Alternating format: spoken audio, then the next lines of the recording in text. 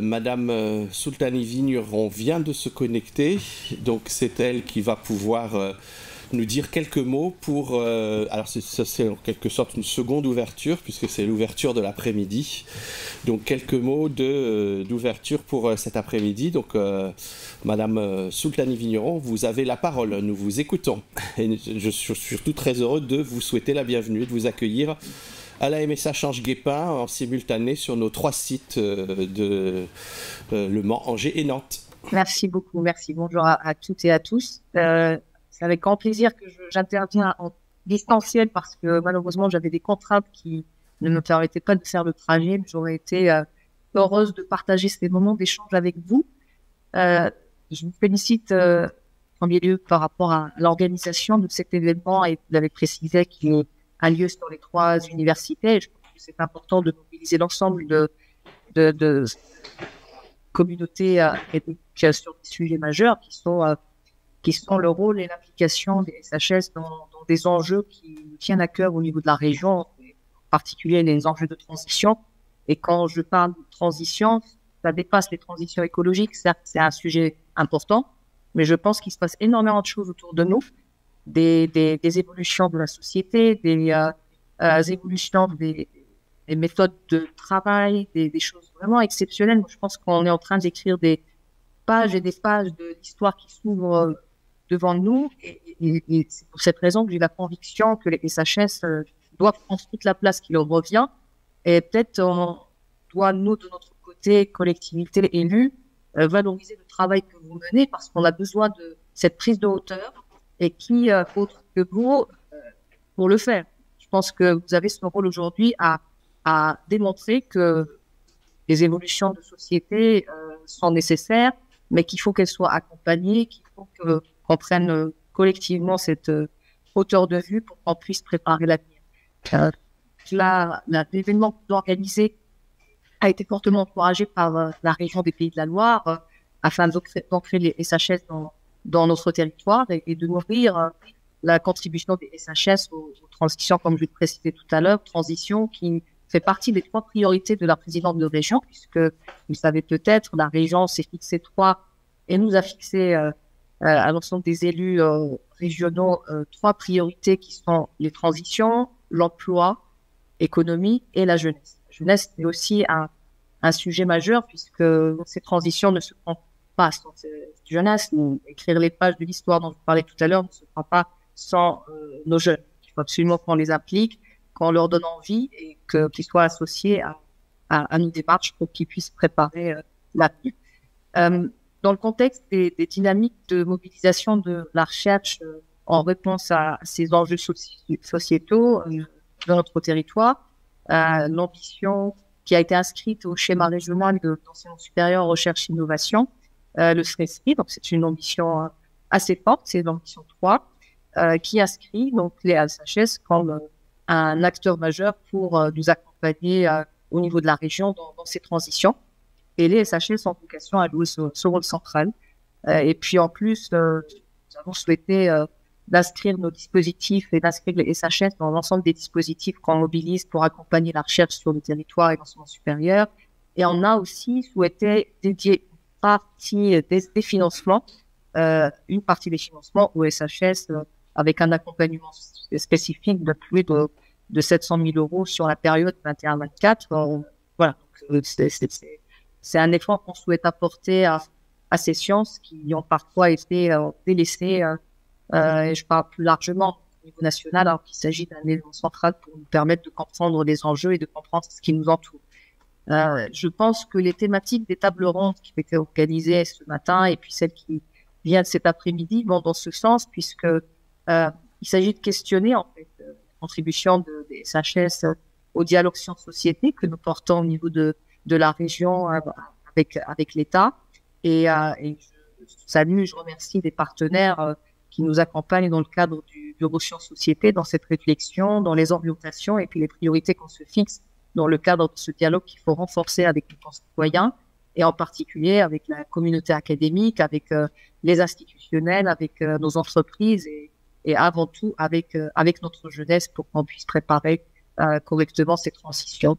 Et puis, les 2 tables rondes de cet après-midi qui permettent de croiser les regards, parce que je pense aussi que pour avancer, il faut qu'il y ait un débat contradictoire, des visions différentes. Je pense qu'on manque de débats contradictoires.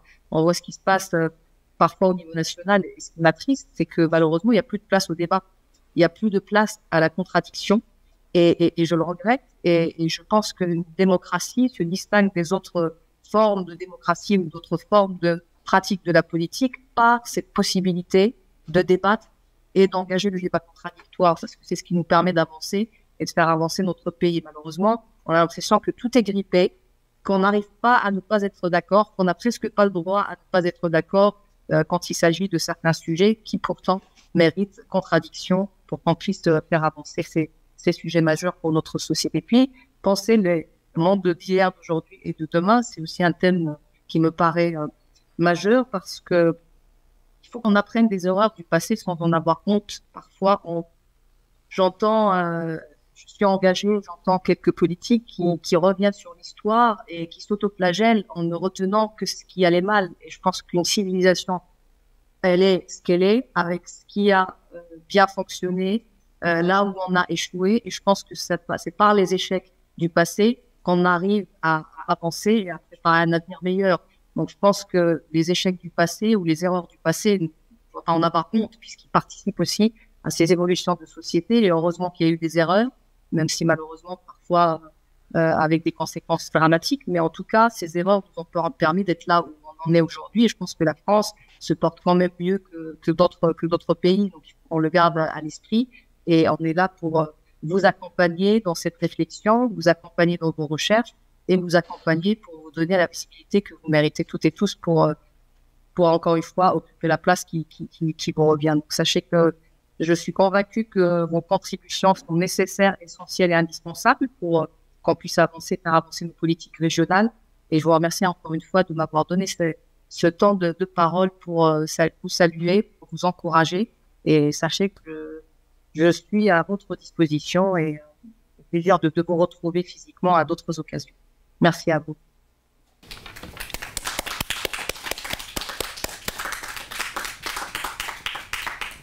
Merci Madame la Vice-Présidente, merci de vous être rendue disponible pour pouvoir être présente parmi nous aujourd'hui. Vous êtes présente au même titre que tous les autres participants, puisque nous avons fait ce choix de la multiprésence sous tous les formats que la technologie nous autorisait.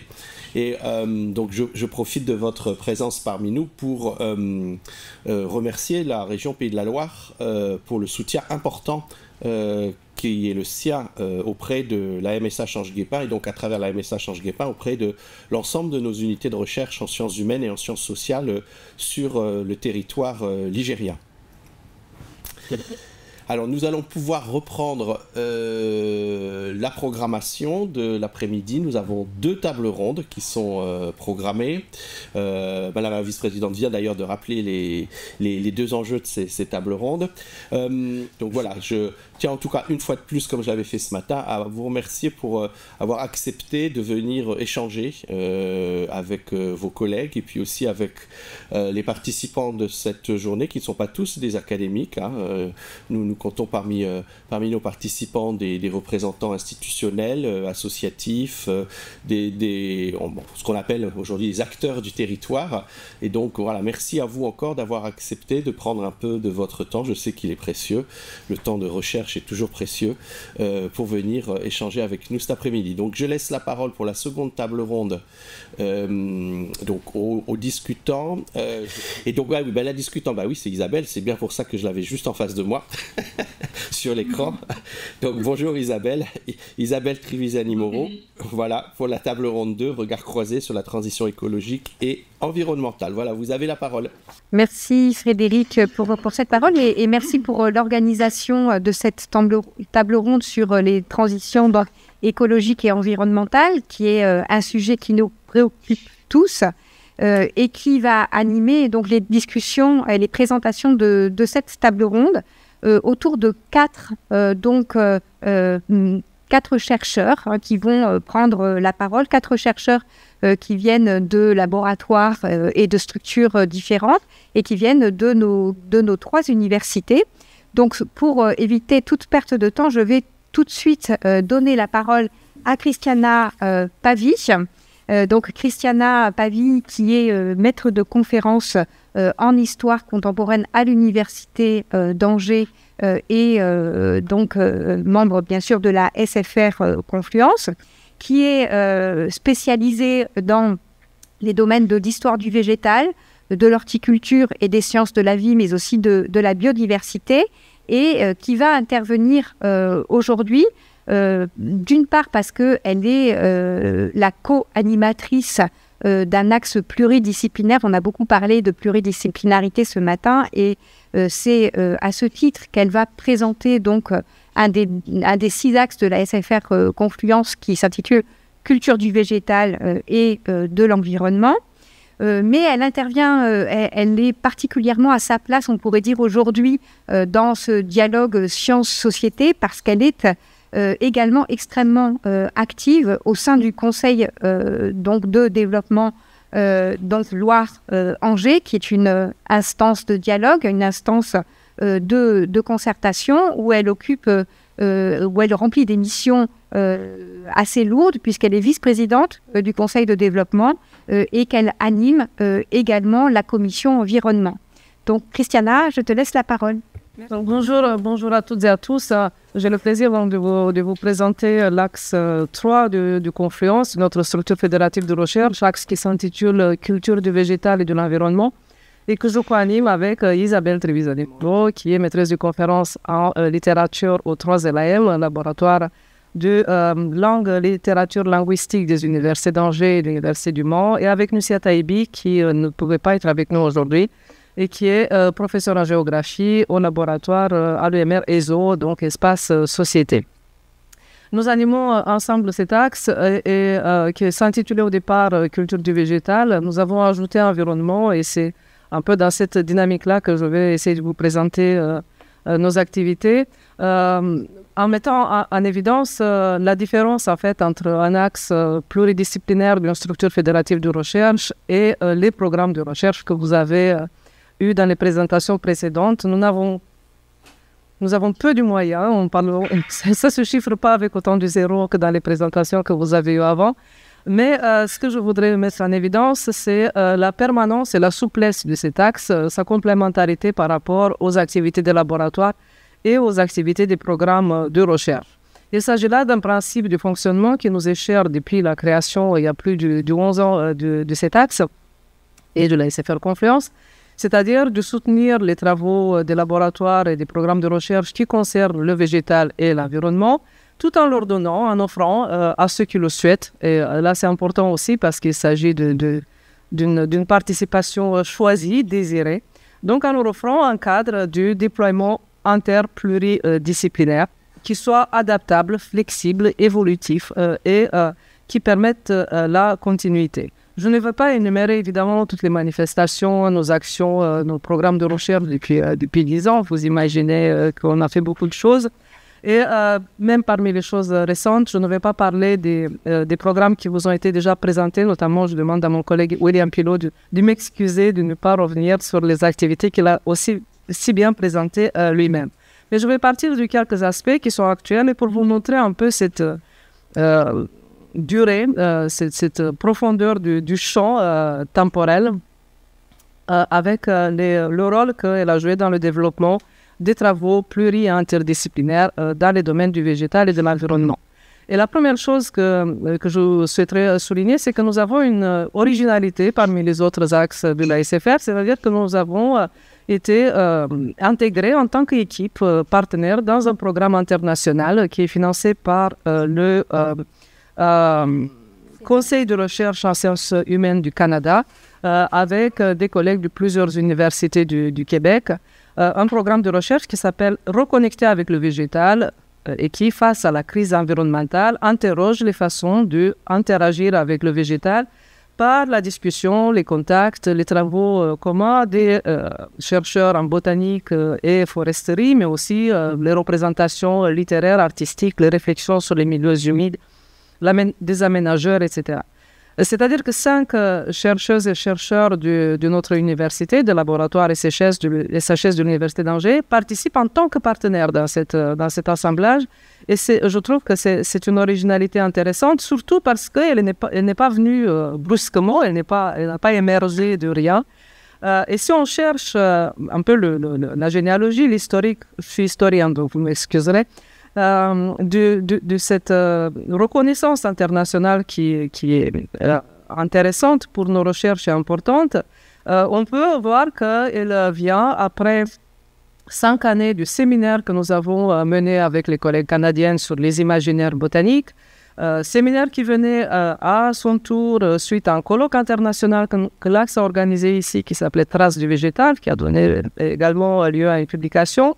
Un programme de recherche financé par la région des Pays de la Loire, porté par Anne-Rachel Hermeté, qui s'intitulait Écolite et qui était pionnier dans l'étude de l'empreinte écologique dans la littérature francophone, domaine qui a depuis pris une ampleur très importante et intéressante, mais aussi plus loin encore du programme de recherche et d'un colloque qu'Isabelle Trevisani avait organisé sur paysage et politique, ce qui nous mène à une quinzaine d'années, on va dire, de profondeur historique de ces relations avec les collègues canadiennes et pendant lesquelles nous avons construit une connaissance réciproque. Que ces programmes de recherche soient portés au départ plutôt par la littérature, comme vous avez pu le voir, cela n'a pas exclu, ou au contraire, cela a inclus dans cette dynamique des chercheurs et des chercheuses d'autres disciplines qui nous ont permis à nous, et là je parle pour moi en tant qu'historienne ou Lucie en tant que géographe, de nous familiariser avec des concepts qui étaient dans les discussions, dans la littérature anthropologique, philosophique de l'époque plutôt nouveau et qui nous étaient inconnus, mais aussi tout simplement de lire. Et je trouve que c'est important de dire que nous, chercheurs et chercheuses en sciences humaines et sociales, comme tout le monde d'ailleurs, avons besoin de nous poser aussi pour lire des choses en profondeur et que ces provocations de ce tel programme de recherche sont très importantes dans ce sens-là. Ce que je veux dire, c'est que l'axe culture du végétal et de l'environnement a réussi à maintenir une dynamique qui a été créée dans les programmes de recherche, à la faire fonctionner entre des programmes de recherche pour lui donner une autre ampleur par la suite. Et c'est une fois que la dose de curiosité qui est nécessaire pour engager de telles démarches audacieuses entre nous, la dynamique continue. L'année prochaine, en mai 2024, nous organisons ici un colloque international sur les zones humides avec les collègues canadiens, mais également en essayant de rapatrier ici ces dynamiques entre sciences humaines et sociales, littérature, imaginaire, art, aménagement du territoire que nous avons expérimenté avec eux en associant des associations naturalistes, le syndicat mixte des Basses Vallées Angevines, un écrivain, Emmanuel Robben, qui nous fait l'honneur de venir souvent dans nos travaux communs, et donc espérons-le avec des collectivités locales. Que ce colloque sur les zones humides soit organisé à Angers n'est pas un hasard non plus, parce que évidemment nous avons les Basses Vallées Angevines qui sont une zone humide extrêmement importante, mais aussi parce que parmi nos collègues en SHS, il y a des spécialistes du niveau international dans ce domaine, et là je pense évidemment à nos collègues géographes.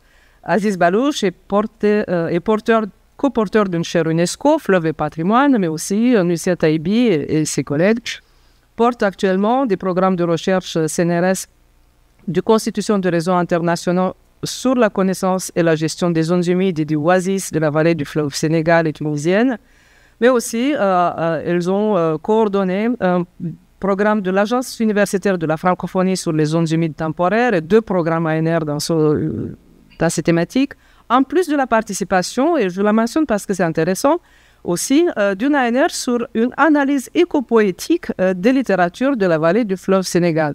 Il me semble que nous avons là une preuve de cette translation thématique, de ce nomadisme du concept entre littérature et géographie qui a prouvé son intérêt dans ce contexte.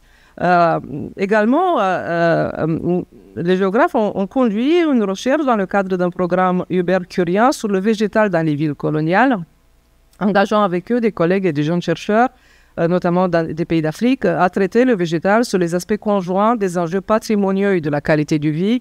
Et on voit bien à quel point cette thématique est extrêmement importante ici.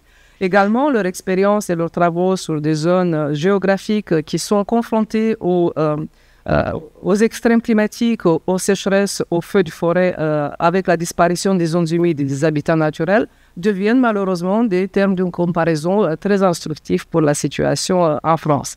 Pour revenir à leur travail sur le végétal dans les villes, le colloque final réunissait ici en novembre 2022 des géographes, des urbanistes, des historiens, des écologues de 8 pays et c'était extrêmement intéressant.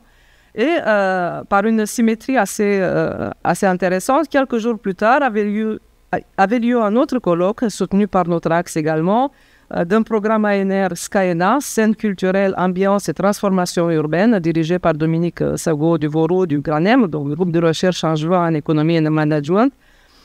Programme ANR dans lequel la MSA Charles-Guépin était associée comme partenaire.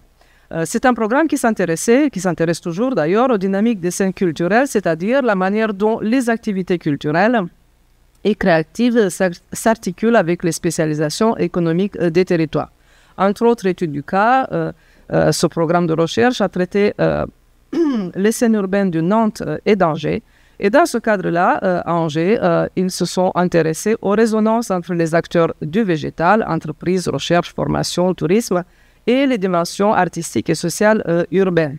Et là aussi, quand on regarde les participants au colloque, on peut voir des élus, des gestionnaires, des chercheurs et des chercheuses, bien entendu, mais également un ensemble d'organisations, d'organismes, de structures comme Plantécité ou Terra Botanica, qui, pour quelqu'un qui ne serait pas familier de l'importance du végétal dans la région angevine, serait un assemblage assez étonnant. Ce programme touche à sa fin et là j'espère que l'Axe et puis toutes les structures qui sont autour vont permettre à rendre concrètes en fait les propositions et les acquis de ce programme de recherche et maintenir la continuité. Je me permets également de mentionner les recherches que je mène depuis longtemps aussi avec les chercheurs et les chercheuses de l'équipe génétique et diversité des plants d'ornement de l'Institut de recherche en horticulture et semences, l'Institut qui regroupe l'Université d'Angers, l'Institut Agro Angers et INRAE, d'autant plus que le directeur du GDO, donc de cette équipe, est ici. Nous avons commencé,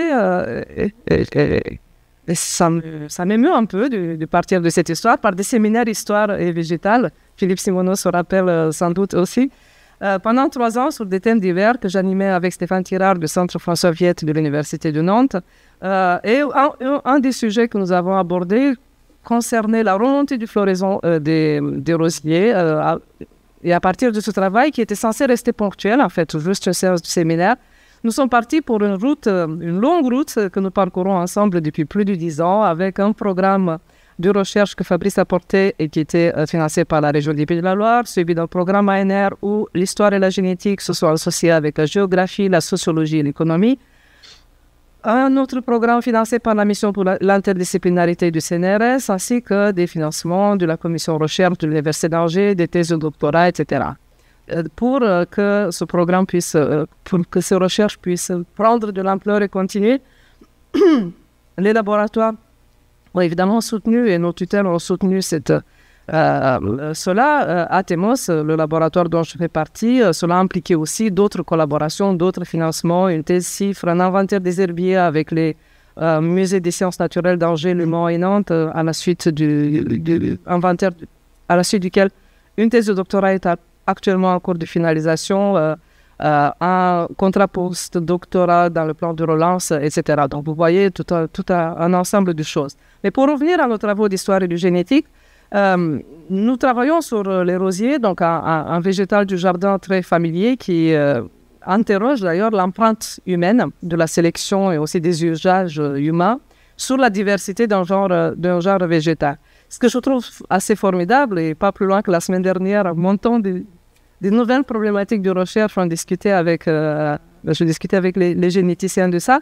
Ce qui est assez formidable, c'est la manière dont nos problématiques et nos approches évoluent depuis 10 ans vers des questions de plus en plus larges, de plus en plus en prise avec la biodiversité et l'environnement.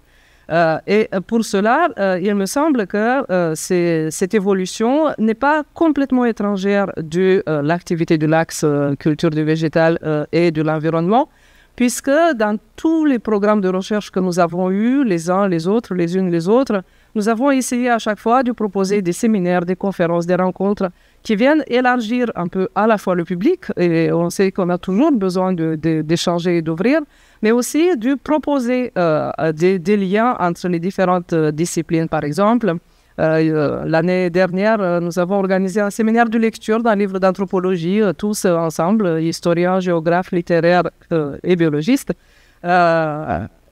Seulement le temps nous manque pour en faire d'autres rencontres de cette nature-là. Mais c'est extrêmement intéressant de voir comment ces concepts qui sont aujourd'hui extrêmement importants pour comprendre le monde dans lequel nous vivons, et Madame la vice-présidente, vous avez bien pointé cet aspect-là, gagnent en intensité opérationnelle dès qu'ils sont regardés d'une manière croisée par plusieurs disciplines. Enfin, je souhaiterais insister sur un autre aspect qui me semble fondamental, et je finis avec ça. Isabelle, je ne sais pas si tu regardes je peux donner l'impression peut-être qu'il s'agit là d'une sorte de microclimat favorable à l'interdisciplinarité, à la pluridisciplinarité, et c'est vrai.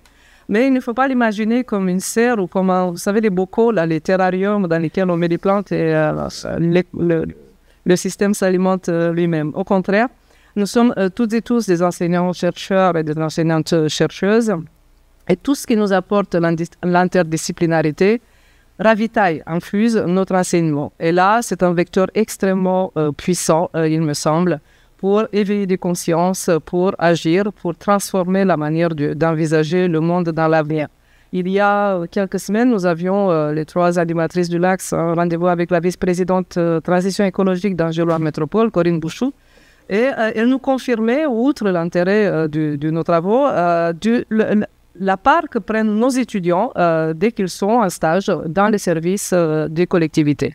Ça peut vous paraître mineur comme aspect, mais c'est important d'avoir ce retour-là, qui est sans doute une des plus grandes satisfactions que nous pouvons avoir sur des étudiants de master de géographie qui apportent des interrogations, des regards nouveaux, des questionnements sur les termes utilisés dans la gestion, sur les manières de faire, et qui impulsent cette transformation qui l'irrigue de cette manière-là. Les mêmes échanges on peut avoir avec le syndicat des Basses Vallées Angevines qui reçoivent des historiens en stage tous les ans depuis 5 ans, ou bien quand on voit des étudiants en littérature et en géographie parcourir des villes et des terrains de notre territoire pour cueillir et recueillir et construire des récits liés à ce territoire. Plusieurs d'entre nous sommes impliqués aussi dans ces instances de démocratie participative, mais sont aussi sollicités en tant qu'experts dans les études qui sont intéressantes territorialement.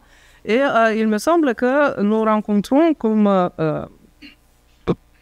on l'a dit ce matin, comme vous l'avez dit à plusieurs reprises ce matin, un intérêt nouveau ou d'une nature nouvelle de la part du public que nous rencontrons.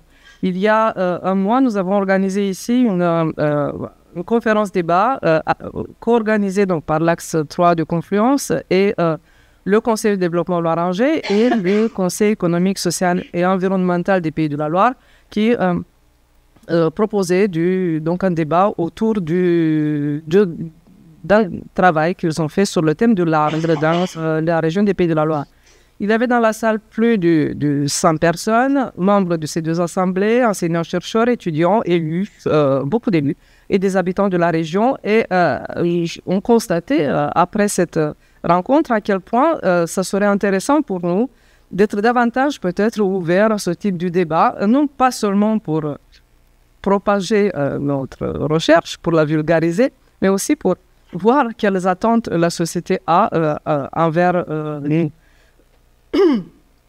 Il me semble qu'il y a là quelque chose que nous pouvons apporter à tous ces publics et au territoire, la capacité qui caractérise toutes les sciences, y compris quand elles sont, non je dirais pas surtout, quand elles sont humaines et sociales, c'est-à-dire la capacité à problématiser des situations complexes, à leur donner de la profondeur historique et spatiale, à mettre en évidence des conséquences non anticipées des actions passées, à interférer les plans du quotidien et de la société avec ceux du politique et de l'imaginaire, le particulier, l'individuel avec le collectif et le commun à croiser les échelles spatiales et temporelles. Les programmes de recherche de nos laboratoires et leur financement sont bien sûr essentiels, mais dans tous les domaines que j'ai mentionnés, à côté des impulsions données par ces programmes, l'axe culture du végétal et de l'environnement a été un complément avec peu de moyens, mais avec les qualités d'un espace de liberté intellectuelle stimulant et inventif, d'une interdisciplinarité choisie et non pas imposée, qui a, et j'espère qu'il maintiendra, les deux caractéristiques qui ont fait jusqu'ici sa richesse, la souplesse dans les formes du dialogue et la permanence dans le temps. Merci beaucoup, Christiana, pour ton intervention et d'avoir donné, en bonne historienne que tu es, le fond, la profondeur historique qui nous questionne en tant qu'enseignant-chercheur sur comment poursuivre et comment enchaîner nos travaux sur ces enjeux de transition. On reviendra, si tu le veux bien, sur ta présentation tout à l'heure, mais je laisse d'ores et déjà la parole donc, à Pauline Pédéour, qui n'a peut-être pas une profondeur historique aussi longue dans le domaine du questionnement sur l'environnement, mais qui a passé une thèse en 2022 sur des questions dont elle va traiter partiellement dans la présentation qu'elle va donner. Cette thèse était une thèse dans le domaine des sciences économiques et de gestion qui portait sur les outils d'aide à la décision pour la répartition de la ressource en eau en région Pays de Loire. Donc, elle est véritablement tout à fait préoccupée de ces questionnements sur notre territoire. Et juste après sa thèse, elle a enchaîné dans le cadre d'un post-doctorat au laboratoire Granem, post-doctorat qui s'insère dans le projet Behave dont elle va nous parler. Ce projet Behave qui est financé lui-même par la région et qui est financé au profit de Marianne Lefebvre dans le cadre des étoiles montantes. Donc je lui laisse présenter ce qu'est ce projet et ce qu'est son application dans ce projet. Merci beaucoup Isabelle pour cette introduction et merci à la MSH de nous offrir ce temps de parole à nous chercheurs en sciences humaines et sociales qui avons un impact sur notre territoire. Je me fais un petit peu porte-parole aujourd'hui de Marianne Lefebvre qui est porteuse du projet Behave et qui ne peut malheureusement pas être présente parmi nous. Donc le projet Behave, pour en dire quelques mots, c'est un projet qui a été initié en 2022 et qui s'achèvera en 2024. Donc, un projet qui a été financé par la région Pays de la Loire et par le dispositif Étoiles Montantes. Au sein de ce projet, le projet s'articule au sein de 3 axes principaux. Le premier porte sur la viticulture et l'utilisation des pesticides en viticulture. Le deuxième s'intéresse davantage à l'utilisation de l'eau et particulièrement par les agriculteurs. Et le troisième axe est davantage méthodologique. Donc, avant d'introduire le fond justement de ce projet et les thématiques que l'on aborde, j'aimerais vous parler un petit peu des partenaires de ce projet. Donc, tout d'abord, sur la partie pesticides et viticulture, on travaille en partenariat avec le projet VitiRêve, qui est un projet de la région Nouvelle-Aquitaine, qui a en fait été mis en place auprès de viticulteurs en les incitant à diminuer leur utilisation de pesticides, moyennant une assurance dite verte, pour éviter justement les risques pris par une réduction de l'utilisation des pesticides et donc liés aux maladies fongiques. Et on travaille également sur cet axe en lien avec les universités de Bordeaux et Wageningen, qui ont des chercheurs très expérimentés sur le domaine. Donc ça laisse place à de nombreuses collaborations et notamment à un article qui devrait être publié, on l'espère, rapidement. Concernant la partie eau, on a l'avantage de travailler avec la Chambre d'agriculture des Pays de la Loire et c'est un vrai partenaire privilégié puisqu'on est vraiment au contact des techniciens et des ingénieurs de terrain, donc qui nous apportent beaucoup d'éléments pour mieux comprendre quels sont les enjeux autour de la question de l'eau dans la région et comment s'en accaparer. On travaille également avec l'entreprise Aquasis, qui est une entreprise en fait qui diffuse des outils d'aide à la décision pour les agriculteurs pour l'utilisation de la ressource en eau. J'en parlerai plus en détail par la suite. Et enfin, d'un point de vue méthodo, le projet Behave s'inscrit complètement dans le réseau européen RECAP, qui est un projet de réseau de chercheurs en économie et plus particulièrement en économie de l'agriculture et de l'environnement. Donc ce projet Behave, quels sont les objectifs? Tout d'abord, on mobilise des approches comportementales et expérimentales en économie pour évaluer ex ante, c'est-à-dire avant leur mise en place, des programmes agri-environnementaux innovants. Donc on est sur des champs de l'économie qui sont en plein développement et qu'on mobilise à cet égard. Et donc plus particulièrement, on s'interroge sur 2 dispositifs qui couplent des outils de l'agriculture numérique avec des incitations économiques. Le premier dispositif vise ici à réduire l'utilisation des pesticides chez les viticulteurs. Et le deuxième vise à avoir une approche plus sobre de l'irrigation, donc cette fois-ci auprès des agriculteurs. Et enfin, un objectif aussi très important de ce projet, c'est de pouvoir comprendre l'impact que pourraient avoir ces dispositifs sur des indicateurs environnementaux. Et dans quelles conditions est-ce qu'on pourrait mettre en place ces dispositifs pour qu'ils soient mieux acceptés à la fois des viticulteurs et des agriculteurs. Donc, in fine, ces expérimentations ex ante doivent permettre d'évaluer des politiques dans un délai assez bref et de pouvoir fournir des outils d'aide à la décision pour les politiques publiques avec un coût qui est bien inférieur à des tâtonnements par essai-erreur, par exemple dans le monde réel, qui prennent beaucoup de temps. Donc, maintenant que la présentation générale est effectuée sur ce projet, je vais passer plus en détail sur les 3 axes qui constituent le projet Behave. Donc, à titre informatif, il faut savoir que la viticulture, ça représente aujourd'hui 20% de l'utilisation des pesticides en France. C'est considérable, pour seulement 3,7% de la surface agricole. Donc, on voit bien ici tout l'enjeu qu'il y a sur ces territoires agricoles qui sont fortement traités et qui posent des vraies questions environnementales. Donc, le programme ici qui est testé, c'est de proposer une assurance qui est dite verte aux viticulteurs, qui peuvent, en l'occurrence, être indemnisés en cas de perte de rendement liée aux maladies fongiques. Donc ici, nous, ce qu'on étudie dans Behave, c'est de savoir si ce projet est acceptable, d'abord pour les viticulteurs, mais aussi pour les assureurs, et enfin, sous quelles conditions, c'est-à-dire quel serait le consentement à payer, quel prix, quelle cotisation, quelle indemnité souhaiteraient les viticulteurs pour un tel projet. Et donc, on travaille également avec un outil d'aide à la décision qui a été mis en place par l'Institut français de la vigne et qui, ici, va conseiller les viticulteurs sur les différents types de traitements à apporter pour éviter les maladies fongiques. Donc, c'est un vrai travail qui se mène de pair avec à la fois l'Institut français de la vigne, les viticulteurs, les assureurs et bien sûr les chercheurs. Donc les résultats ici obtenus devraient permettre d'identifier les besoins en fonds publics pour subventionner justement une sortie des pesticides, puisqu'on sait que selon les objectifs européens actuels, il nous faut une diminution de 50% des pesticides entre 2020 et 2030. C'est des objectifs considérables et qu'on ne pourra pas atteindre sans passer par le secteur de la viticulture. Assez parlé pesticides, parlons maintenant d'eau. L'axe eau est également un axe très important. Et ici, l'objectif, c'est de tester un dispositif qui va inciter les agriculteurs irrigants à une sobriété, à diminuer leur consommation d'eau inutile, à diminuer les gaspillages sur la ressource. Et donc ici, l'objectif, c'est de coupler un outil d'aide à la décision qui délivre des conseils à la fois sur l'irrigation, mais sur les restrictions en cours d'usage, sur l'état de la ressource, etc., pour permettre aux irrigants de diminuer leur utilisation de l'eau, moyennant quoi ils pourraient, en période de restriction, avoir des droits d'eau dérogatoires. Concrètement, la forme que ça prend, c'est des compteurs connectés qu'on va aller installer sur les exploitations agricoles et qui vont retransmettre en temps réel aux gestionnaires les pratiques d'irrigation des agriculteurs. Donc, par exemple, toutes les semaines, les irrigants vont avoir un montant de volume d'eau consommé. Et donc, en fonction de ça, le manager va pouvoir optimiser l'allocation de cette ressource et tenir compte de l'état de la ressource. Donc ça, c'est un projet qui a déjà été testé sur une dizaine d'agriculteurs du bassin de l'Othion.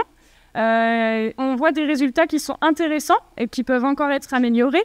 Et c'est pour ça que l'idée serait de comprendre sous quel type de développement on pourrait s'appuyer pour que ces dispositifs soient acceptés par les agriculteurs et soient possible pour la Chambre d'agriculture. Donc sur cet axe eau, il y a énormément de travail qui est déjà conduit et qui va être conduit à l'avenir. Et donc, je passe désormais à l'axe plutôt méthodologique. Nous, en tant qu'économistes, on se pose beaucoup de questions, je pense comme dans toutes les autres disciplines. Et ce projet Behave en soulève de nouvelles. Tout d'abord, comment utiliser les méthodes de l'économie expérimentale pour pouvoir concevoir des politiques agri-environnementales qui soient plus innovantes et plus efficaces. Deuxièmement, une question davantage de terrain. Comment recruter des agriculteurs pour qu'ils participent à ces expériences? Ça, c'est aussi une vraie question. On parlait ce matin de la démarche participative. Je pense qu'on est vraiment sur cette question-là également à travers ce projet. Troisièmement, comment mettre en place des procédures de recherche de sciences ouvertes. Il y avait une table ronde qui a eu lieu ici à la Maison de la Recherche Germaine Tillon qui était très intéressante à cet égard. Donc c'est aussi une question qu'on se pose. Quelle place pour la science ouverte pour pouvoir répliquer les résultats sur d'autres territoires? Et enfin, comment convaincre les décideurs d'inclure les résultats que l'on a obtenus de ces expériences dans leur processus de décision? Et ça, c'est quand même une question aussi très centrale. Donc, juste pour finir, je vais terminer par 2 faits marquants sur le projet Behave. Donc, on a eu la chance en janvier d'aller collecter beaucoup de données auprès de milliers de viticulteurs. Et donc, on a réussi à avoir 430 enquêtes complètes sur ces systèmes d'assurance qui devraient nous donner des premiers résultats très intéressants. Et concernant le projet eau, il y a un projet qui a été déposé dans le cadre ACT, donc accélérateur de co-construction des transitions écologiques, financé également par la Banque des Territoires et par France 2030, et qui devrait permettre de continuer les travaux qui sont conduits sur cette thématique, vous en conviendrez, de plus haute importance. Merci à vous, Pauline, pour votre présentation et donc pour votre présentation de ces recherches, de cette importance de la dimension expérimentale à essayer, à tenter à travers des recherches. Je vais à présent donner la parole à Sabrina Robert-Crandey, qui est du Mans, mais je ne sais pas si elle n'intervient pas de Nantes. Je pense, donc je la présente. Oui, je crois qu'elle est à Nantes pour en tout cas la visio. Donc elle est professeure de droit public à l'université du Mans, à Le Mans Université. Elle est spécialisée dans le droit international et européen, et donc elle est rattachée, donc elle est membre du laboratoire Thémis UM, dont elle est co-directrice. Alors, quelques mots peut-être sur son domaine de prédilection dans ses recherches. Recherches donc dans le domaine du droit international, où la question de la protection de l'environnement occupe depuis longtemps une place importante. En particulier, elle a publié un ouvrage qui s'intitule « Droit de l'investisseur étranger et protection de l'environnement, contribution à l'analyse de l'expropriation indirecte ». Elle travaille finalement sur la façon dont le droit se trouve, tel qu'il existe aujourd'hui, est interrogé par des mutations qui existent dans le domaine de l'environnement, comment il est amené à être remis en question, comment de nouvelles notions doivent être sollicitées. Et elle interroge aussi peut-être la présentation relativement facile qu'on a d'aborder les questions environnementales en termes de contradiction, en termes de liberté, la protection de l'environnement. Est-ce qu'elle nous priverait d'un certain nombre de libertés? Et je crois qu'elle essaie de trouver aussi, au-delà des contradictions, des éléments de convergence. Elle a notamment sur ce point travaillé sur la notion de précaution, et je crois qu'elle va nous parler de sécurité, au fond, autour de cette question de la protection de l'environnement face à une approche juridique. Je lui laisse donc la parole. Merci beaucoup. Bonjour à tous. Je salue en particulier mes collègues du Mans que je vois sur mon écran, et même si la vignette est petite, je reconnais certains d'entre vous. Merci beaucoup pour l'invitation et l'organisation de cette journée qui permet effectivement de présenter nos travaux respectifs, et puis de découvrir, d'envisager des collaborations. Et là, dans dans les deux interventions précédentes, je me suis déjà dit mais il faut que je contacte ces personnes parce qu'on a plein de choses en commun à faire. Donc effectivement, je co-dirige le laboratoire Témissoum, le laboratoire de droit à l'Université du Mans, avec Magali Bouteille, qui est une collègue maître de conférence en droit privé. Donc moi, je suis publiciste, elle est droit privé. Je travaille beaucoup sur le droit de l'environnement, mais aujourd'hui, en fait, je viens présenter les recherches collectives qui sont menées par les membres du Témissoum, puisqu'on a un axe de recherche, sécurité environnementale et climatique, que j'anime depuis maintenant 3 ans et demi. Alors, cet axe de recherche, il est nourri par les travaux de plusieurs collègues. On est une dizaine à peu près au Mans à travailler sur ces questions environnementales, ces questions climatiques. Des collègues spécialistes de droit des assurances, puisque la faculté de droit au Mans a une grande histoire en droit des assurances. Des collègues qui travaillent dans le domaine des droits de l'homme, dans le domaine de la santé. Dans le domaine du droit rural aussi, là je mentionne que dans notre antenne de droit à Laval, donc antenne délocalisée, nous avons une chaire droit et transition sociétale qui travaille plus particulièrement sur les enjeux environnementaux de l'agriculture écologique. Donc ça fait forcément résonance à ce que nous venons d'entendre. Alors moi je travaille plus particulièrement sur les aspects de droit économique, droit de l'environnement, mais on a finalement plusieurs spécialités à l'intérieur de notre discipline de droit. On a aussi 8 doctorants, on a une vingtaine de doctorants au Mans et 8, ce qui est quand même une grosse part, qui travaillent sur des sujets en droit de l'environnement.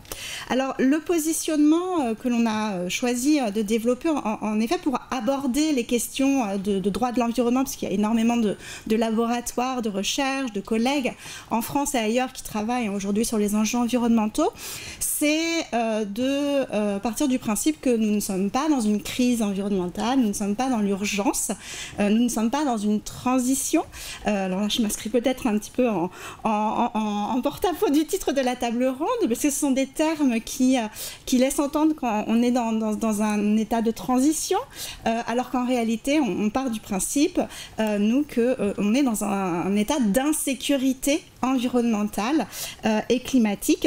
Et donc les travaux que l'on mène depuis 3 ans à travers des workshops, à travers des conférences. L'année dernière on a organisé à Laval une conférence sur le droit et la sécurité climatique, vise à voir comment le droit doit contribuer à proposer des solutions à évidemment au fait de contenir cette insécurité environnementale et climatique, et puis aussi de s'adapter. On a choisi de prendre cet axe de positionnement tout simplement parce que finalement on s'est rendu compte que dans les travaux des scientifiques, dans les travaux des institutions sur les enjeux environnementaux, le droit a été souvent mis de côté ou très peu convoqué. Si on prend les rapports du GIEC par exemple, ce n'est que dans les rapports de l'année dernière, un des rapports de l'année dernière, que le GIEC s'est intéressé à ce que pouvait faire le droit, et puis en partie c'était pour démontrer qu'il y avait des instruments juridiques en droit international qui pouvaient empêcher la transition climatique. Donc on aimerait pouvoir proposer une vision plus positive et prospective du droit, qui peut aussi être une force de proposition, une force d'évolution, de changement, pour s'adapter finalement à ce que l'on considère comme un état d'insécurité environnementale et climatique. Alors il y a plusieurs sous-recherches qui sont développées. Je voudrais parler de deux thématiques de recherche sur lesquelles mes collègues et moi-même travaillons depuis un certain temps. Donc vous l'avez mentionné tout à l'heure, la question des libertés, la redéfinition des libertés, c'est un axe de recherche sur lequel on travaille avec d'autres collègues, et c'est une recherche qui vise à dépasser l'idée qu'un droit de la protection de l'environnement qui serait efficace et donc plus contraignant serait nécessairement un droit liberticide. Donc c'est une manière d'essayer de dépasser l'antienne de l'écologie punitive. Et on travaille donc sur du droit comparé, on travaille sur la base de travaux aussi de philosophie de droit, d'ethnologie, pour essayer de redéfinir la notion de liberté et de proposer un paradigme, une grille de lecture des libertés fondamentales qui sont vraiment un champ très important du droit, qui soient plus des libertés collectives, solidaristes que des libertés individuelles. Et puis un autre projet de recherche sur lequel on commence à travailler depuis quelques mois, mais qui va prendre de l'ampleur, notamment parce qu'on va y associer des partenaires étrangers, notamment des collègues de l'université la faculté de droit de Portland dans le Maine, avec lesquels on a un partenariat. C'est un projet qui vise à intégrer les limites planétaires dans notre système juridique, alors au niveau interne, au niveau européen et au niveau international. Donc les limites planétaires et puis aussi d'autres notions scientifiques, d'autres réalités scientifiques, l'anthropocène, le système Terre. Voilà, on est en train de développer ce projet pour finalement redéfinir, réimaginer notre droit, notre système juridique autour de ces enjeux, de ces normes fondamentales qui pourraient permettre le changement de paradigme normatif dont on a nécessairement besoin aujourd'hui face à cet état d'insécurité juridique. Alors, ces travaux ont une portée de recherche fondamentale. Alors, dit comme ça peut aussi paraître peut-être abstrait, mais en réalité, on a aussi une grande part dans notre méthode de travail de recherche appliquée. Et là, je rejoins tout à fait ce qui a été dit tout à l'heure sur l'importance de nos étudiants. En fait, on essaie vraiment d'intégrer nos étudiants à partir du M2 aux recherches pour en faire finalement les passeurs de nos recherches. Et donc, sur les différents événements que l'on organise au Mans ou à Laval autour de cet axe sécurité environnementale et climatique, on organise, alors pas systématiquement, mais très souvent des événements miroirs, des séminaires miroirs ou des légatons ou des cliniques juridiques qui vont permettre d'associer nos étudiants en parallèle à nos travaux de recherche, à des petits points de recherche que l'on a besoin de voir développer. Et en fait, c'est cette initiation à la recherche que l'on développe auprès de nos étudiants, eh bien, ça leur permet, une fois qu'ils sont en stage, eh bien, de pouvoir à leur tour questionner les règles de droit qu'ils appliquent, de discuter dans les projets qui leur sont soumis. Donc on a un assez bon retour de cette méthode de travail et de cette association finalement assez précoce de nos étudiants aux travaux de recherche. Voilà, je crois avoir fait le tour et je vous remercie pour votre attention.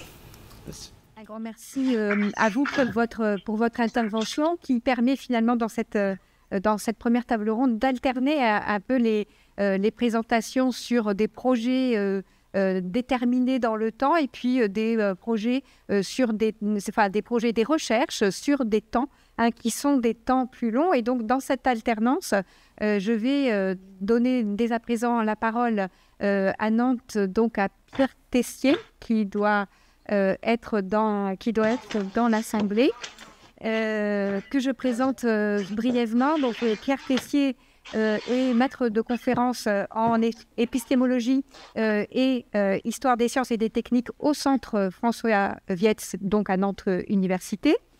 Et il va nous présenter un projet, le projet ANR qu'il vient de remporter tout récemment, me semble-t-il, projet ANR Estuaire, qui prend ses racines d'ailleurs dans un projet amorçage qui avait été financé un peu de temps auparavant dans le cadre donc des appels à projets de la MSH Ange Guépin.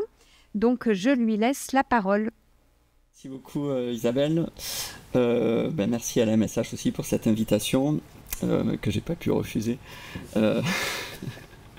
Mais je suis content de venir parler de ce projet collectif. Hein. C'est pas parce qu'il y a un nom en haut d'une affiche qu'en fait c'est mon projet. En fait, c'est vraiment un projet collectif avec 8 personnes, dont des précaires. Je pense qu'il faut parler de la précarité de la recherche.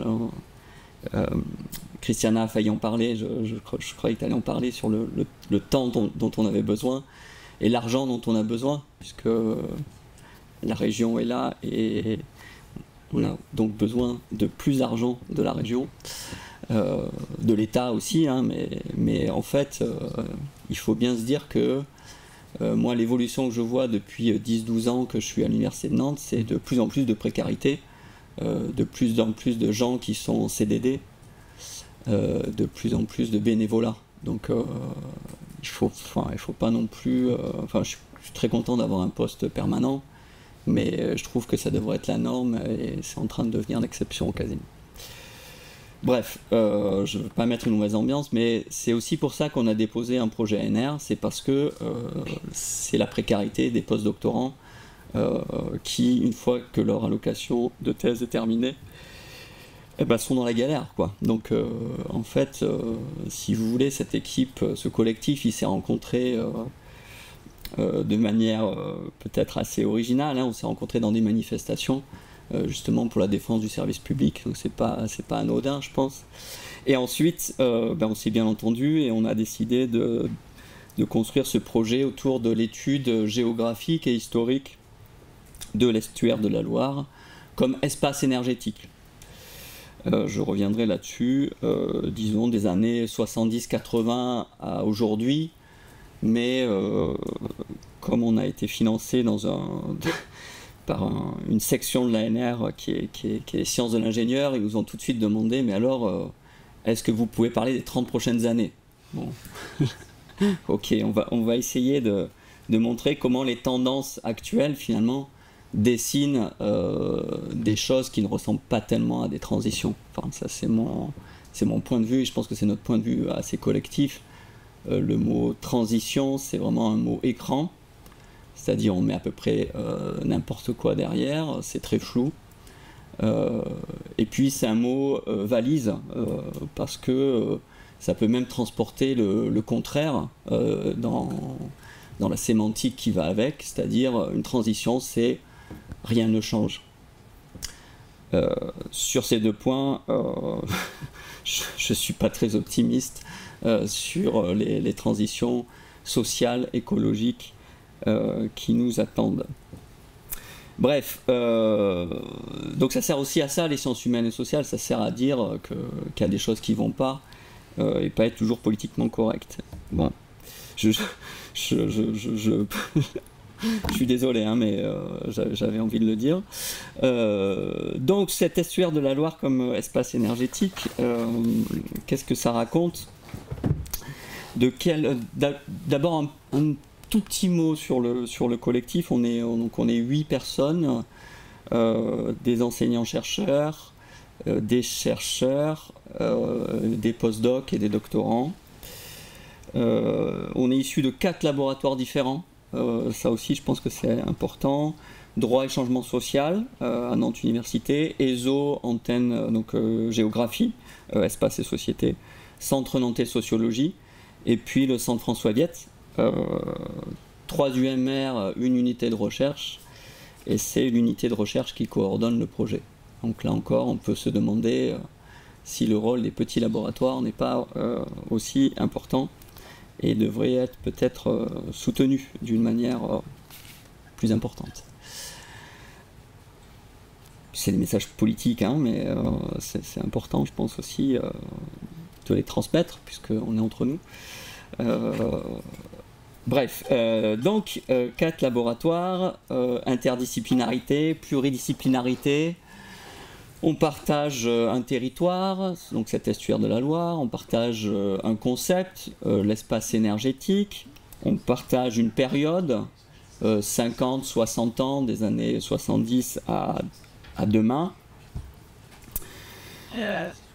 Ce qui est intéressant dans la construction de ce projet, c'est en fait la manière dont chacune des disciplines et chacune des personnes intervenant dans le projet a amené un regard à travers des concepts, à travers des méthodes, à travers des terrains. Donc, pour les résumer rapidement, Christiana parlait des zones humides tout à l'heure. Là, on est sur un estuaire, donc c'est une zone vraiment très intéressante. Moi qui viens de la Méditerranée, on n'a pas d'estuaire dans la Méditerranée parce qu'il n'y a pas de marée. Donc ce phénomène de marée, il est fondamental dans l'organisation de l'estuaire de la Loire. Mais quand on est né à Nantes, peut-être qu'on n'en prend pas assez conscience, je pense, parce que le littoral méditerranéen, il est plat, si vous voulez. Le littoral atlantique, il s'enfonce justement dans la terre. Donc il y a cette interface entre fleuves, océans, littoraux, entre terres agricoles, terres urbaines, industrielles. Il y a des mondes multiples qui se confrontent, d'une manière par le dialogue, par la contradiction, parfois par la violence. Et c'est finalement cette complexité-là qu'on voulait interroger à travers le prisme de l'énergie. Donc première entrée, c'est par la géographie, ce que les géographes appellent le métabolisme, qui est un terme, donc une métaphore qui est reprise de l'écologie essentiellement.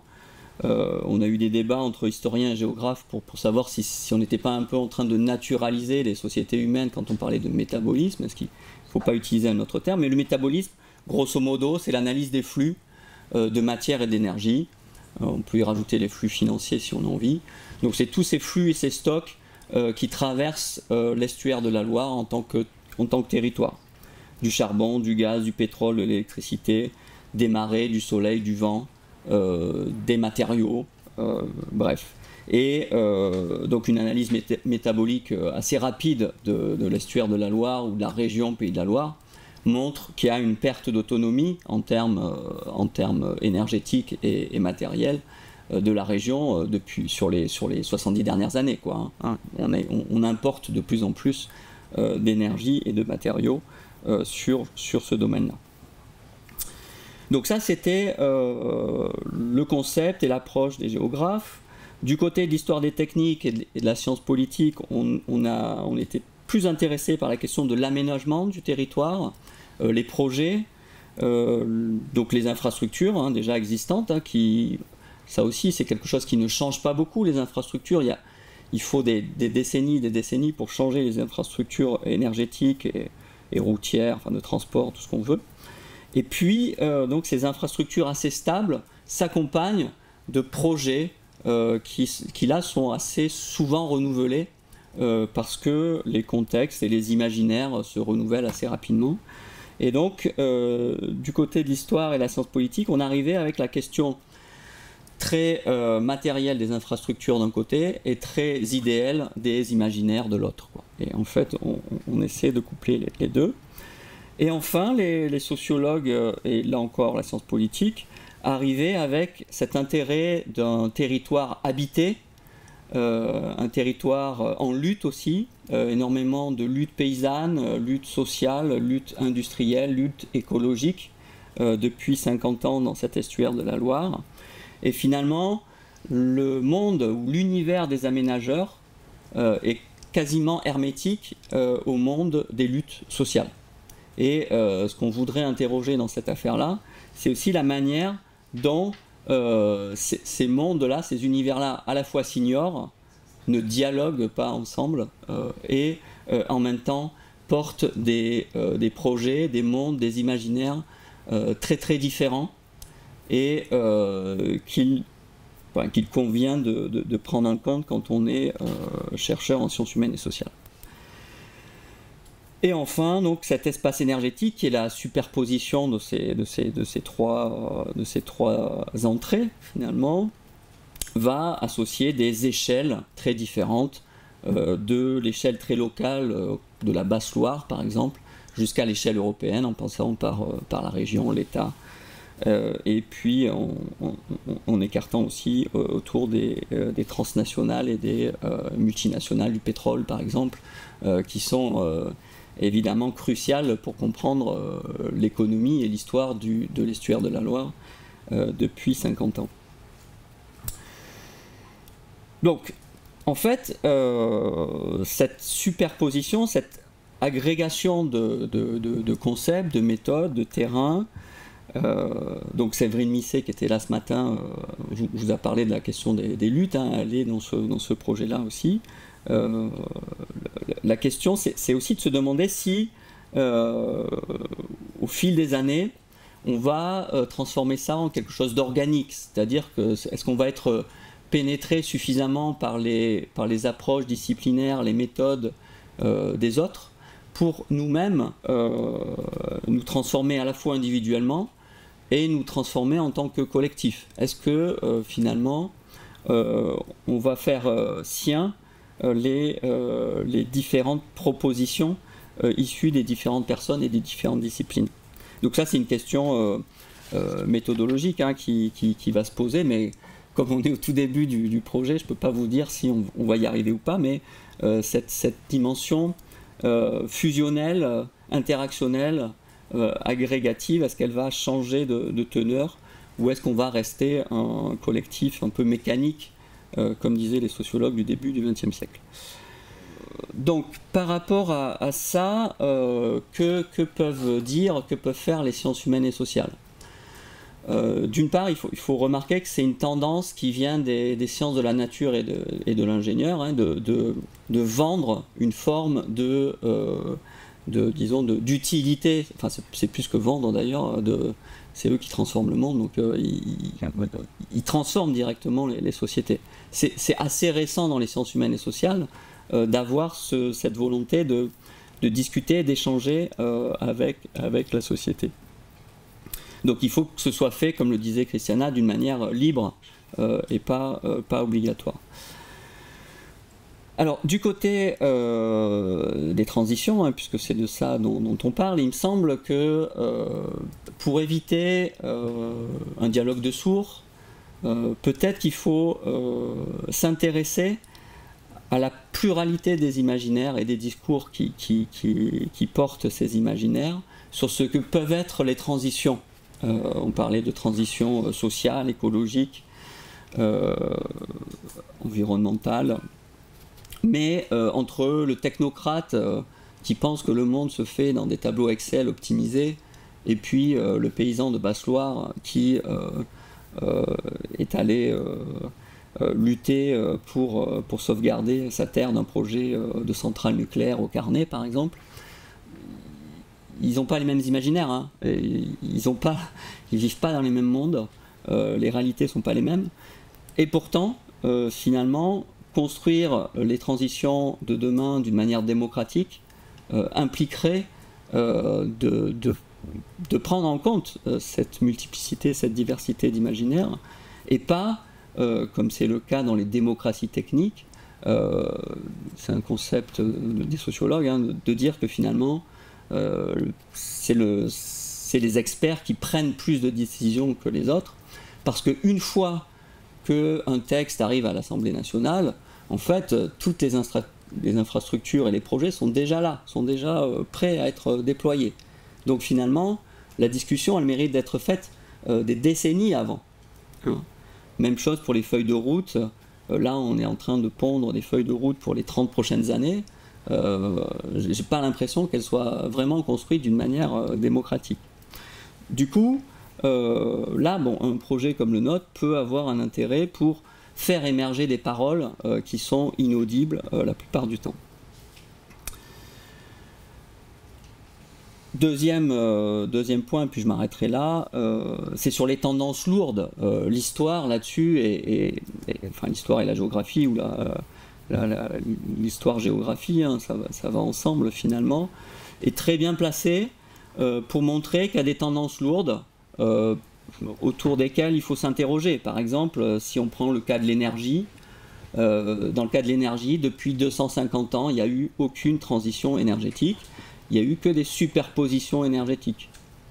le charbon, le pétrole, le nucléaire, les renouvelables. Tout ça ne vient pas en substitution, tout ça vient toujours en accumulation. Donc, quelle transition on veut faire par rapport à ça? Est-ce qu'on veut refaire une nouvelle petite couche pour prendre en compte des nouveaux besoins énergétiques, du streaming à 5G, à 8G dans cette salle, ou est-ce qu'on veut autre chose? Et finalement, ces 250 ans de tendances lourdes, elles sont vraies dans l'estuaire de la Loire, au niveau de la France, de l'Europe et aujourd'hui du monde. Donc comment on fait aussi, et c'est là qu'il faut introduire de la politique, comment politiquement aussi on prend conscience de ces choses-là et on décide en tout cas on essaie de s'organiser pour faire une transition ou ne pas la faire. Voilà, donc je vais m'arrêter là. Merci beaucoup. C'est toujours passionnant d'entendre les chercheurs en SHS s'emparer d'un sujet dans un cadre on aurait pu penser un peu institutionnel, mais qui débouche tout de suite au fond sur des vraies questions. Alors, j'en aurai sans doute à vous poser, mais je vais bien sûr dans un premier temps laisser la parole à l'assistance, que ce soit à Nantes, au Mans ou à Angers, pour les personnes qui souhaiteraient vous poser aux uns et aux autres des questions. J'avais une question pour Sabrina sur peut-être l'enjeu de revenir sur l'égaton clinique juridique, en tout cas des dispositifs pédagogiques qui permettent notamment d'impliquer les F2. À l'époque, c'était très suggestif, et y compris pour d'autres disciplines. Donc après, j'étais curieux d'en savoir un peu plus. Et puis Pierre, par rapport au projet qui commence, d'une part, je me disais, certes, sur les mots valise, mots écran, et pour autant, si on donne un complément de détermination à la transition, ça peut devenir un peu tangible, et on peut dire les différences politiques selon les acceptions. Donc peut-être que le mot n'est pas complètement à jeter aux orties, parce que sinon on va en jeter beaucoup, probablement. Et la question, c'était plutôt sur comment on se transforme dans le partage entre disciplines, sachant que dans ce programme-là, il y a quand même beaucoup de proximité, c'est des disciplines de l'enquête, etc. Donc voilà, la question sera peut-être plutôt de se dire comment le programme de recherche lui-même, en fait, il va dévier avec des nouvelles méthodes, etc. Mais j'ai le sentiment qu'il y a beaucoup de proximité quand même dans les genres d'enquêtes que vous allez mener. Donc, est-ce qu'il y a, pour pas trop surjouer le fait que historiens, épistémologues, géographes, sociologues vont ainsi sur des logiques différentes? Voilà,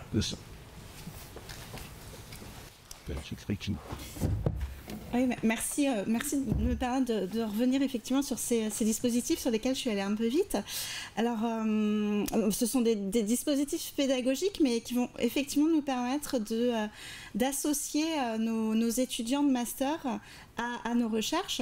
Alors, j'ai évoqué les légatons et les cliniques juridiques. Alors, les légatons, ça s'inspire. J'ai mis ça en place il y a 3 ans, en m'inspirant des hackathons des programmateurs informatiques. Et je trouvais ça vraiment intéressant de réunir des étudiants pendant 8 heures et de les faire travailler sur un sujet. Et donc, en fait, depuis 3 ans, on mobilise les pouvoirs institutionnels. Alors, il y a 3 ans, on a eu une question de recherche qui nous a été soumise par une députée européenne. L'année d'après, c'était Parlement Métropole, sur un sujet de recherche qui les intéresse, une question. Et puis, en lien avec l'axe de recherche sécurité environnementale.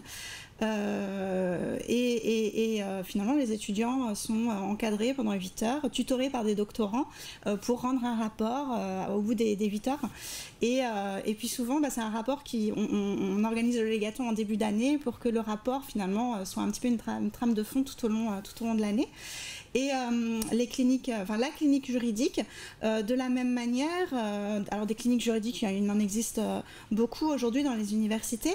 En fait, ça consiste à faire travailler des étudiants sur des cas concrets qui nous sont soumis par des associations, par des avocats.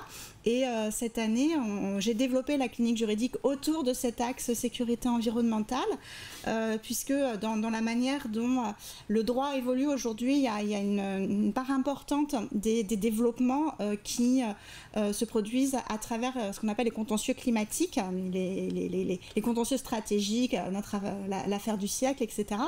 Et donc on a travaillé avec un cabinet d'avocats, avec l'avocate d'une association qui aujourd'hui porte plusieurs contentieux climatiques et environnementaux contre l'État pour approfondir certains points de recherche. Donc il y avait à la fois de la recherche et puis aussi vraiment de la méthode de travail de l'avocat et ça fonctionne plutôt bien pour finalement initier nos étudiants à la recherche et leur faire comprendre aussi que les exercices de méthodologie assez basiques qu'on leur enseigne dès la première année, alors surtout en droit, ça peut parfois être même un peu rébarbatif et dissuasif. En fait, ça les forme à faire de la recherche et à devenir opérationnels ensuite. Merci beaucoup pour cette remarque et cette question. Alors pour la question de la métaphore de la transition, c'est aussi, ça fait partie du travail d'épistémologie et d'histoire des techniques, d'analyser les connotations et les significations derrière des mots comme transition, trajectoire, système. On remarque que c'est toujours des mots qui viennent des terrains des sciences de la nature et de l'ingénieur. C'est-à-dire qu'il y a une forme de colonisation des imaginaires aussi à travers ces discours-là. Donc pour moi, c'est pas anodin. Donc après, je suis d'accord, il faut bien utiliser des mots, mais en tout cas, les mots, c'est important. Il faut. C'est justement une discussion qu'on a eue entre géographes et historiens. Les géographes ne voyaient pas du tout le problème. Métabolisme, transition, ok, soyons opérationnels d'une certaine manière. Utilisons ces outils quantitatifs qu'ils utilisent, justement les modèles assez robustes qui donnent des résultats qui sont impressionnants quand on ne les connaît pas, quand on est historien plutôt du qualitatif. Il y a quand même une vraie surprise et donc une vraie rencontre possible, quoi. Donc c'est pas que du cinéma. Donc là-dessus, alors c'est peut-être juste un niveau de sensibilité, mais en tout cas, ces sensibilités-là, elles peuvent se partager et on peut aboutir à ce qu'on peut appeler un mélange des genres, c'est-à-dire que chacune et chacun peut se réapproprier finalement des outils, des sensibilités des autres, et ça c'est déjà au niveau individuel, c'est déjà super comme réussite, quoi. Oui, merci pour votre présentation. C'était une question pour Monsieur Pierre Tessier. J'espère que je ne fais pas une erreur dans votre nom.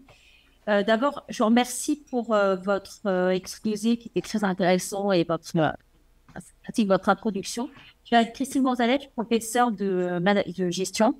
Et je me demandais si vous aviez contrasté plusieurs territoires pour mener votre recherche.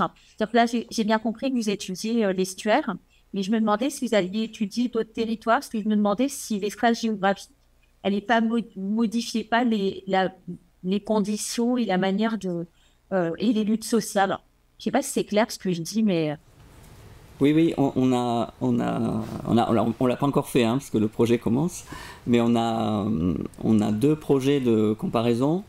Une comparaison avec Marseille, Marseille-Fos, en gros, ce que je disais tout à l'heure, le fait que du Vieux-Port jusqu'à l'étang de Berre, tout est sur le littoral, de manière quasiment plate, et on est en lien avec les historiens et géographes de Marseille pour proposer une comparaison entre leur terrain et le nôtre.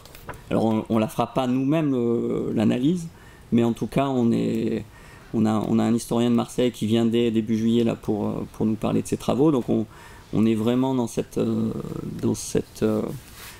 disons, approche morphologique, parce qu'on sent qu'il y a une différence assez importante entre les deux terrains. où il y a des luttes sociales, mais qui n'ont peut-être pas la même forme et la même ampleur. Et d'autre part, notre deuxième terrain de comparaison, c'est avec l'estuaire de l'Elbe à Hambourg, donc en Allemagne. Là encore, parce que Aurélien Évrard et Jean-Baptiste Combi avaient des collaborations déjà avec les historiens et géographes d'Hambourg.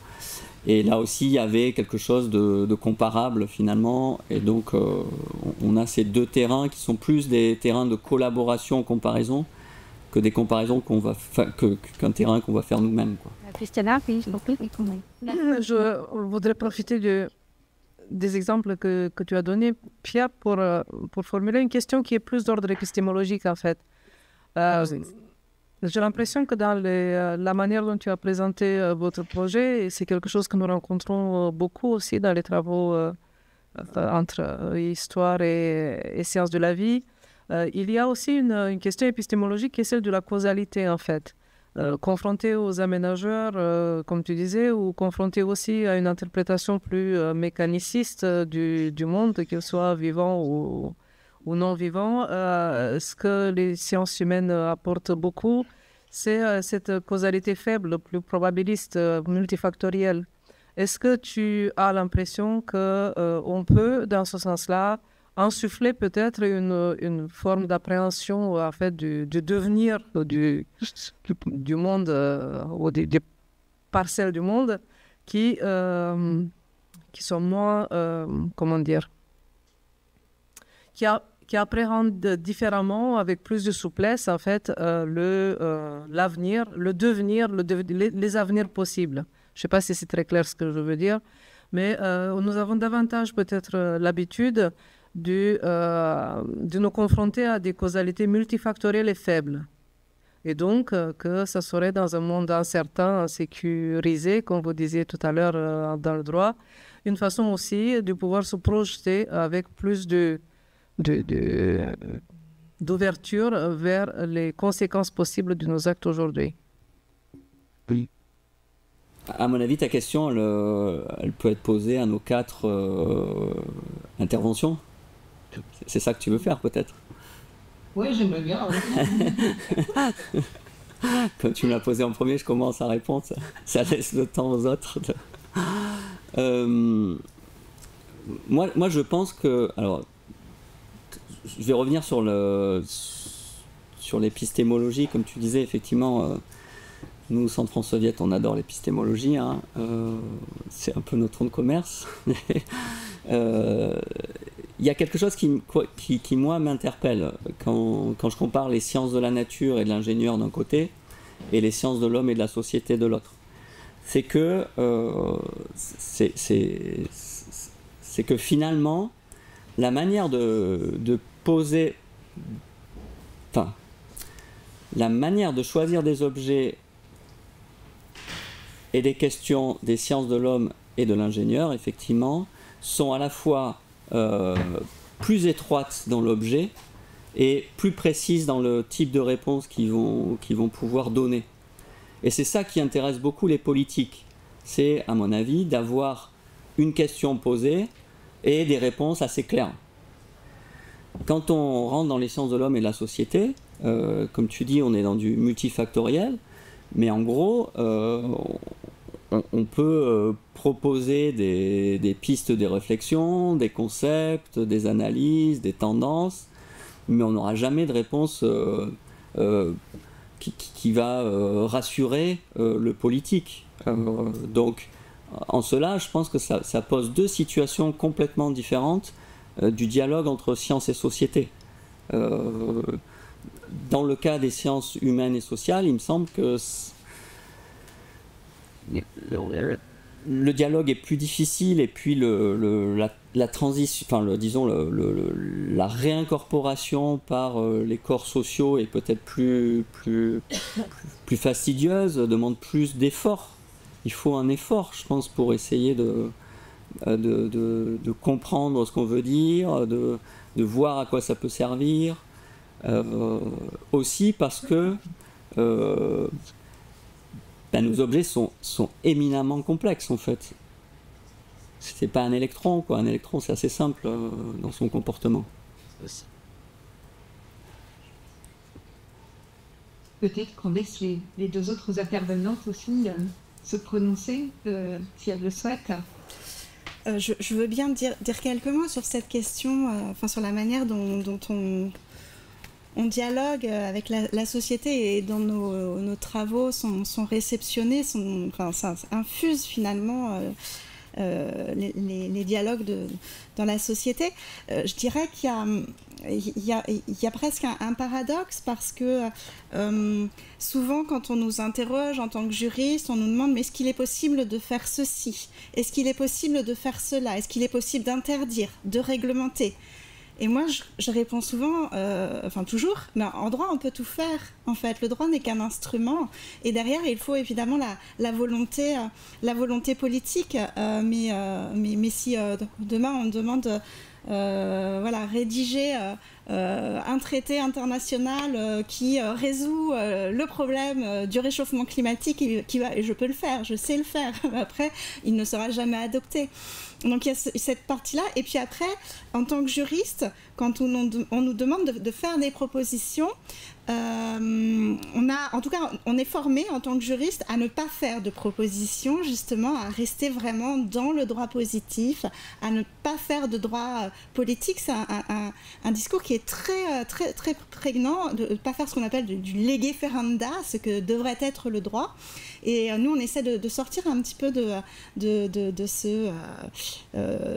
finalement de ce conservatisme, mais c'est extrêmement difficile du coup de répondre aux attentes de la société en tant que juriste, parce que nous, on ne manipule qu'un instrument, et aussi de se positionner en tant que force de proposition, parce que c'est pas dans notre ADN de le faire. Les choses changent. On a beaucoup, au-delà du Mans, il y a beaucoup de travaux sur la possibilité d'adopter le système Terre comme vraiment matrice de droit, etc. Ce qui n'est pas du tout du droit positif. Hein. Là, on est très loin de ce qu'est le droit aujourd'hui. Mais quand on s'aventure sur ces terrains-là, on n'est plus dans la doctrine mainstream. Du coup, on devient un petit peu hétérodoxe pour reprendre un petit peu les classifications en économie. Alors, je ne sais pas si ça répond à votre question, mais c'est ce que ça m'inspire en tout cas. Je peux rebondir et terminer ce tour de table. Alors, c'est toujours difficile de passer en dernier parce qu'il y a déjà beaucoup d'éléments qui ont été évoqués. Mais je pense que le fait justement d'avoir des chercheurs de différentes disciplines, ça montre bien aussi ce que Pierre pouvait qualifier de pluralité des imaginaires. Hein. Face à une même question sur l'approche multifactorielle, on voit qu'on a des réponses très différentes. Alors, c'est vrai que pour nous également, en tant qu'économistes, c'est difficile d'apporter toujours une réponse précise, une recommandation particulière, une politique vraiment idéale. Ça n'existe pas. En effet, on étudie vraiment des comportements humains. Donc, il y a plusieurs réponses à une seule et même question. En économie, on est confronté à la différence qu'on fait entre les préférences déclarées et les préférences révélées. Typiquement, le fait que certains individus dans certaines enquêtes vont déclarer préférer telle ou telle chose, alors qu'en réalité, quand on observe leur comportement, il est tout autre. Donc, comment faire des recommandations aussi pertinentes dans ce contexte-là, c'est une vraie question. Donc, je terminerai ce tour de table par juste ce petit aparté sur cette distinction.